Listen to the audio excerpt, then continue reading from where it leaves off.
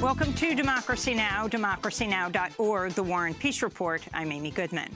In Puerto Rico, a vast stockpile of food, water, and medicines piling up at the main port in San Juan as a shortage of truck drivers and fuel prevents the aid from being delivered to the island's 3.5 million residents, many of whom remain without electricity, communications, and clean water more than a week after Hurricane Maria devastated the island. At least 10,000 shipping containers containing the aid are stockpiled at the port, overwhelming the 4,400 U.S. military members who are scrambling to distribute to rural areas where much of the infrastructure is in shambles. On Thursday, the Trump administration said it would waive the Jones Act for 10 days after Puerto Rico's governor and others demanded the U.S. waive shipping restrictions under the law. In San Juan, thousands of Puerto Ricans boarded a Royal Caribbean cruise ship Thursday, joining evacuees from the U.S. Virgin Islands bound for mainland U.S. This is Laura Brown, who sent her children off on the ship.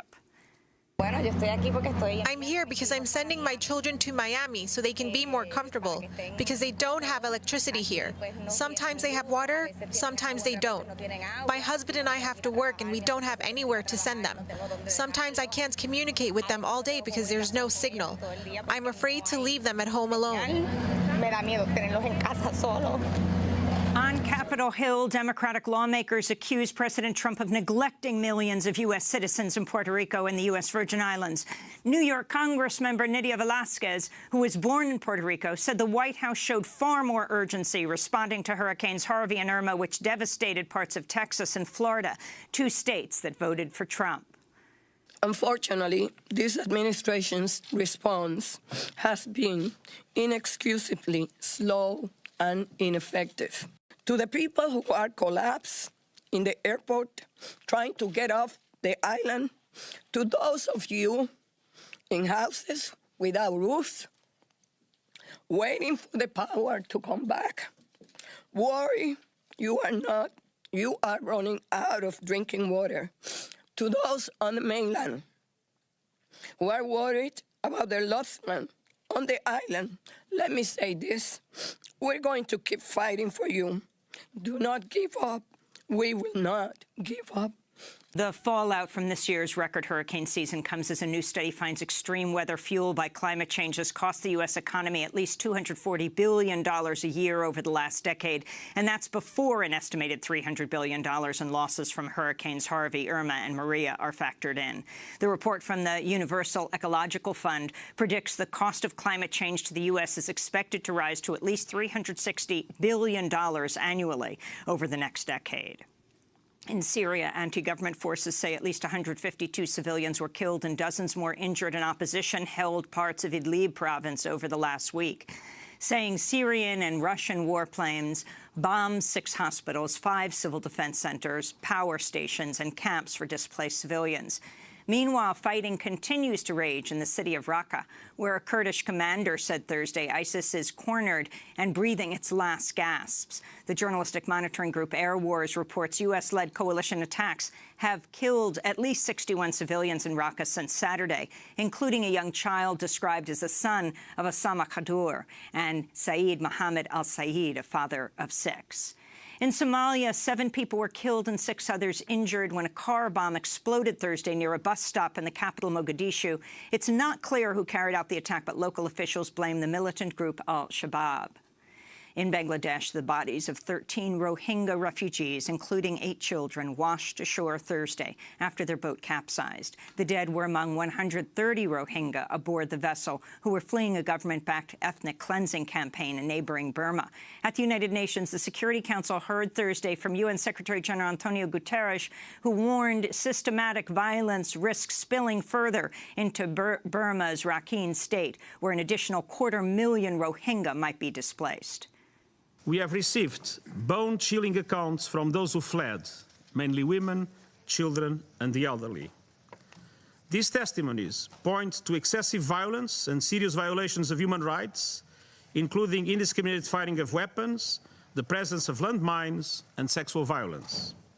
This is unacceptable and must end immediately. Back in the United States, Health and Human Services Secretary Tom Price apologized Thursday for chartering military aircraft to take him and his wife on overseas trips, flights that Politico reports cost taxpayers over $500,000. CNN estimates up to $1 million. The flights took him to cities in Liberia, Germany, Switzerland, China, Vietnam, Japan. Secretary Price reportedly spent another $400,000 in taxpayer dollars for private charter planes on domestic routes that typically had commercial flights available. The White House approved Price's requests, which are highly unusual for a cabinet secretary. But when news of the flights became public, President Trump said he wasn't happy about the expenses and wouldn't rule out firing his HHS secretary. Price said Thursday he'd repay about $52,000, a small fraction of the trip's cost to taxpayers. In Cambridge, Massachusetts, hundreds of protesters gathered Thursday outside a Harvard University forum where Education Secretary Betsy DeVos was delivering a speech on school choice, while scores of students protested silently inside the event, raising their fists and unfurling banners reading "White Supremacist" and "Our students are not for sale." The protesters say they oppose DeVos's efforts to privatize public schools and roll back civil rights and sexual violence protections for millions of students. This is Harvard graduate student Jeff Rousset confronting DeVos in a Q&A after her speech. My name is Jeff Rousset. I'm a Master in Public Administration student here at the Kennedy School. So you're a billionaire with lots and lots of investments, and the so-called school choice movement is a way to open the floodgates for corporate interests to make money off of the backs of students. How much do you expect your net worth to increase as a result of your policy choices? And what are your friends on Wall Street and in the business world, like the Koch brothers, saying about the potential to get rich off the backs of students? DeVos fired back. I have written lots of checks to give parents and students lots of options to go to schools of their choice. The balance on my income has gone very much the other way, she said. Joining the protests were sexual assault survivors opposed to a recent move by DeVos to roll back Obama-era rules on how universities investigate campus sex crimes. On Capitol Hill, Republican Representative Steve Scalise returned to Congress Thursday for the first time since he was nearly killed by a gunman last June, walking gingerly on crutches as he returned to the floor of the House of Representatives to thunderous applause. Scalise is House Majority Whip, a climate change denier and staunch opponent of gun control laws. His return to Capitol Hill fueled speculation he could eventually replace Paul Ryan as the next Speaker of the House. The Trump administration said Thursday immigration agents arrested nearly 500 undocumented immigrants around the U.S. over the past week. The arrest came as part of Operation Safe City, an immigration and customs enforcement sweep targeting sanctuary cities including Denver, Philadelphia, Los Angeles, San Francisco, and New York, where local police refused to serve as de facto immigration agents.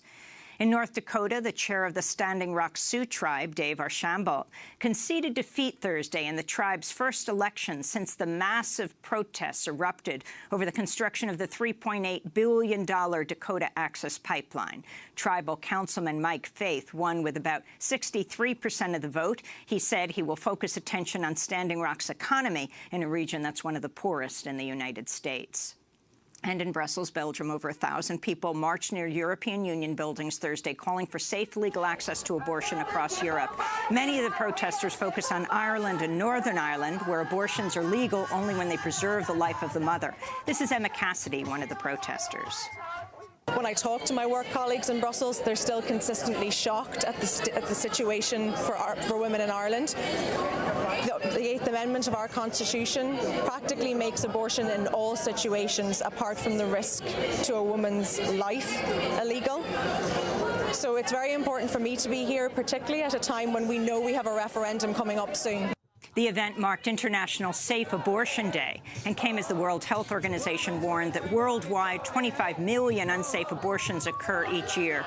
To see Democracy Now!'s interview with Irish abortion rights campaigner Emma Campbell in Belfast, Northern Ireland, when we were in Belfast last month, you can go to democracynow.org. And those are some of the headlines. This is Democracy Now!, democracynow.org, The War and Peace Report. I'm Amy Goodman.